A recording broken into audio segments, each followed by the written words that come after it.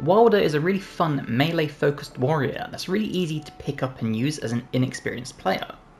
With a focus on sword and board, or even two-handing a weapon, Wylder can be the perfect character to balance between tanking and damage, with a good health pool that increases by a good amount on level up.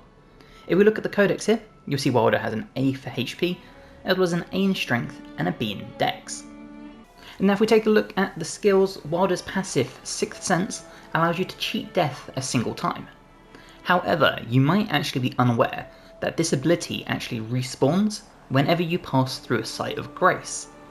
If we look at his second ability, Claw Attack, we can pull enemies in to strike damage like this with a nice little grapple hook. On large enemies, this can actually be used to pull Wylder towards them, and the respawn on it is pretty good, as you can see there.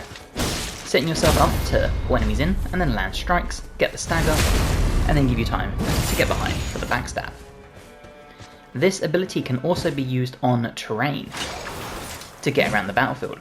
So if you need to get up close to an enemy, and let's say you don't want to use all your stamina, you can use this to get close and pull yourself in.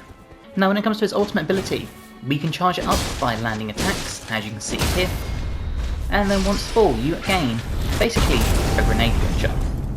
Now when it comes to weapons, if we look at the codex states that he has a preference for great swords.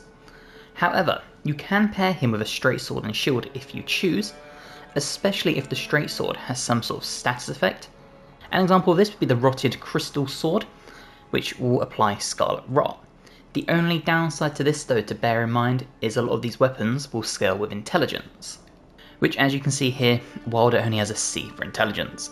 For great swords, stats effects will be your best friend still, with swords such as the Forked Greatsword you can see here, Flamberg as seen here, or the Sword of Milanos, which will all apply a bleed.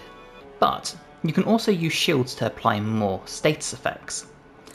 Shields such as the Coil Shield will apply poison, or if you come for something like the Marred Leather Shield, which will also apply bleed, you can really boost the status effects you can pump out.